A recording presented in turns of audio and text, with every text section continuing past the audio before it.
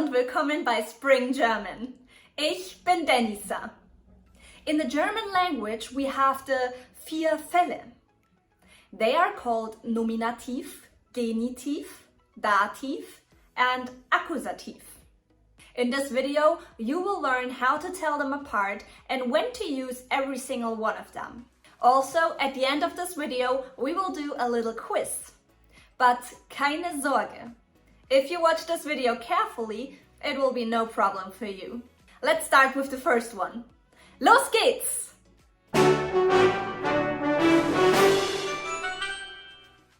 Erstens, Nominativ. In English, this is equivalent to the subject of the sentence. In the following dialogue, I underline every noun that is in the Nominativ in German or the subject of the sentence. Wie viel verdienst du eigentlich? Das geht dich nichts an. Ach, komm schon. Daniel verdient 20 Euro die Stunde. Er ist ein Jahr länger in der Firma als ich.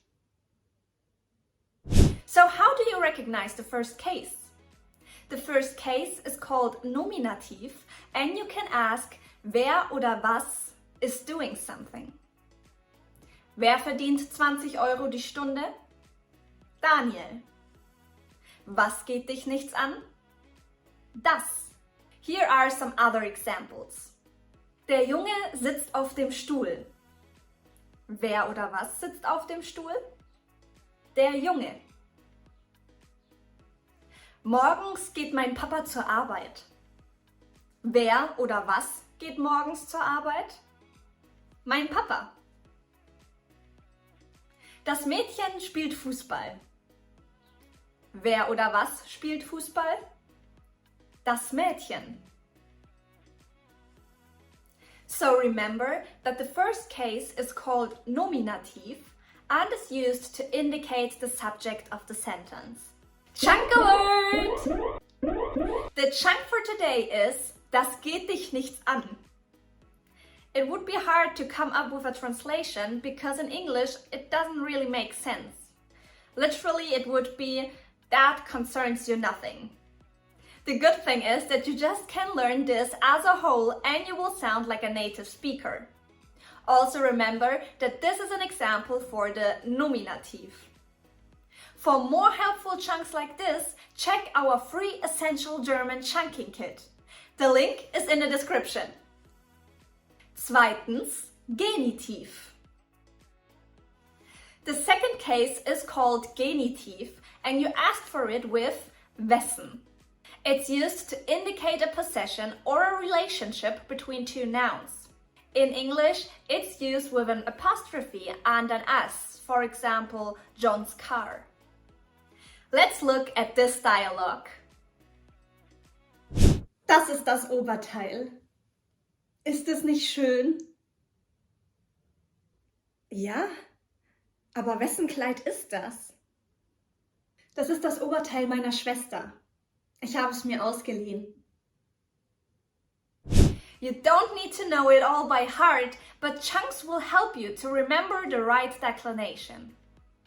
A common mistake is to say, das ist das Kleid meine Schwester.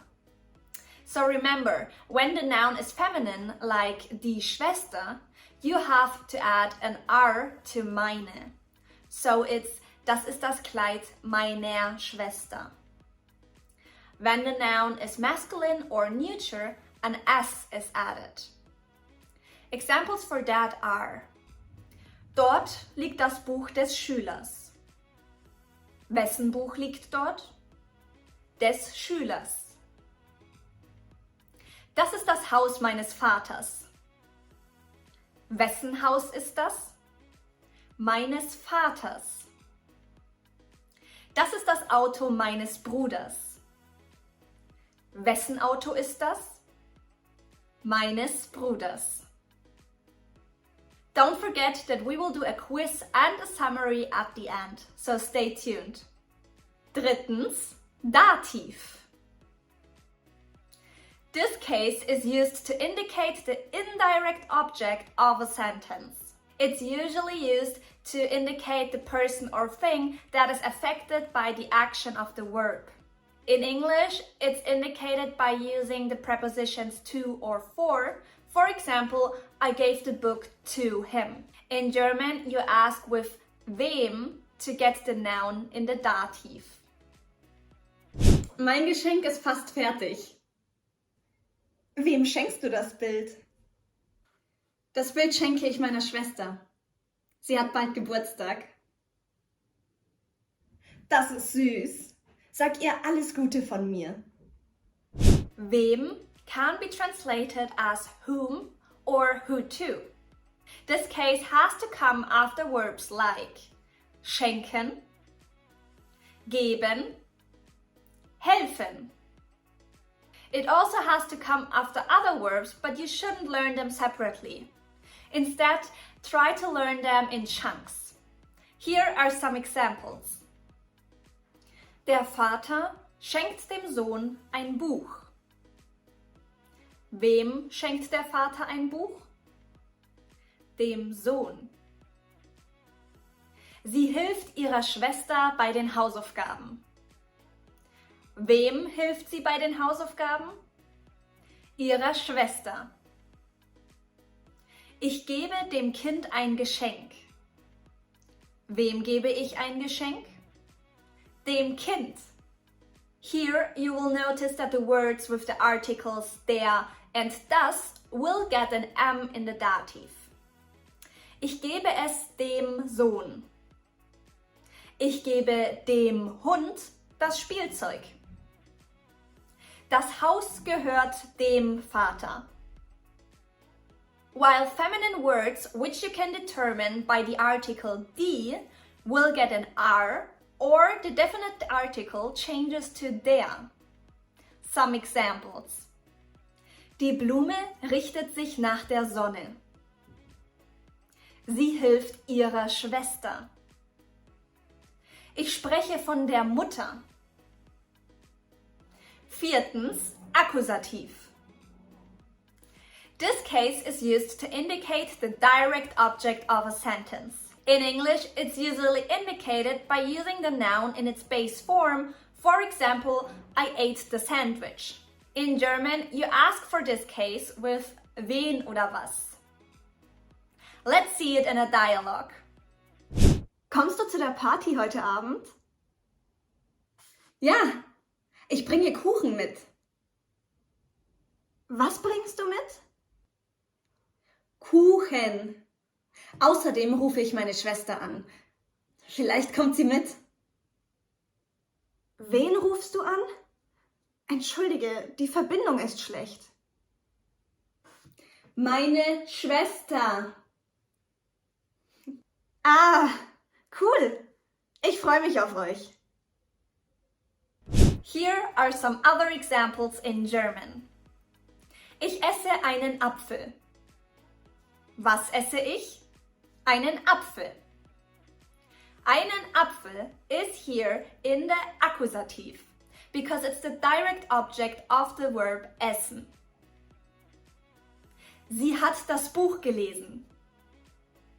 Was hat sie gelesen? Das Buch. Das Buch is the direct object of the verb lesen. Ich sehe den Mann. Wen sehe ich? Den Mann. Den Mann is the direct object of the verb sehen. The accusative object doesn't change anything when the noun is feminine, neuter, or plural. But did you realize that the masculine words changed a bit? It's not der Mann anymore, but den Mann. So the article gets an N added. Ich sehe den Mann. Ich pflücke den Apfel. Ich packe den Koffer. Before we get to the summary of all of this, let's do a quick quiz. Fünftens, Quiz. Now I will show you some sentences. Pause the video for some extra time and let me know in the comments below how you did. Now to you, Vanessa. Is ich in this sentence the first case Nominativ or the fourth case Akkusativ? Yes, it's Nominativ, because ich is the subject of the sentence. Is meines Vaters here the second case Genitiv or the third case Dativ? It's the second case Genitiv because it's indicating a possession and you can ask, wessen Buch ist das? Last question. I will show you the first sentence again in a second. I want to know in which case dem Zug stands.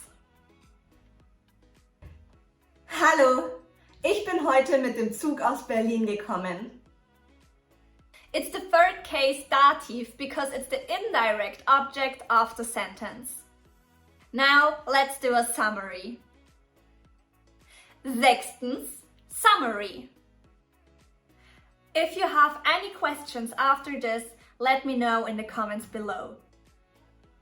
Nominativ. Wer oder was macht etwas? Refers to the subject of the sentence. Daniel spielt Klavier. Genitiv. Wessen?